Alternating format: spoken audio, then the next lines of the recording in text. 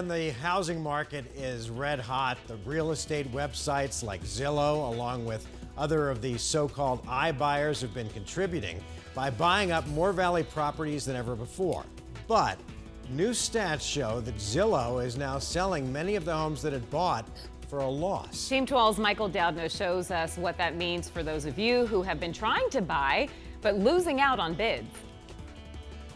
A hot housing market seeing Valley homes sell for record highs. I thought 390 would be maybe a little bit optimistic. And Richard Floor wanted to give it a shot, listing his Tolleson home for $390,000, higher than what any agent recommended. And then a week after that, I got the offer from Zillow for 412. What do they know that I don't know? But despite his apprehension, his former home is now listed on Zillow for $387,000. So I kept thinking, how are they making money? And then how many of these cases are similar to mine?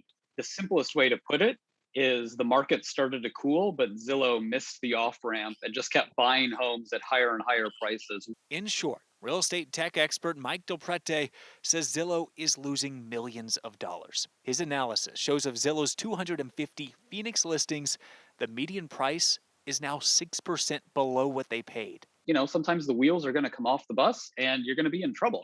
And the benefit goes to those like Richard who now have extra cash in their pocket, and those of you looking to buy may get a slightly better deal. I think that the upside to consumers is that these iBuyers make mistakes. Zillow is now pressing pause on buying new homes, but says that's due to a, quote, backlog in renovations and operational capacity constraints.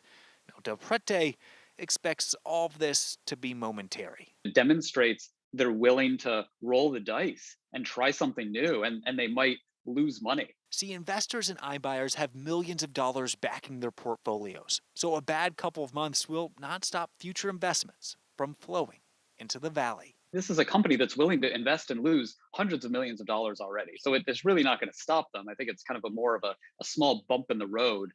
Now, Zillow is the only iBuyer showing a loss according to this most recent analysis. In fact, Opendoor is showing a very slight profit. Now, we should learn more about Zillow's iBuying business as they report their earnings for the past 3 months on Tuesday.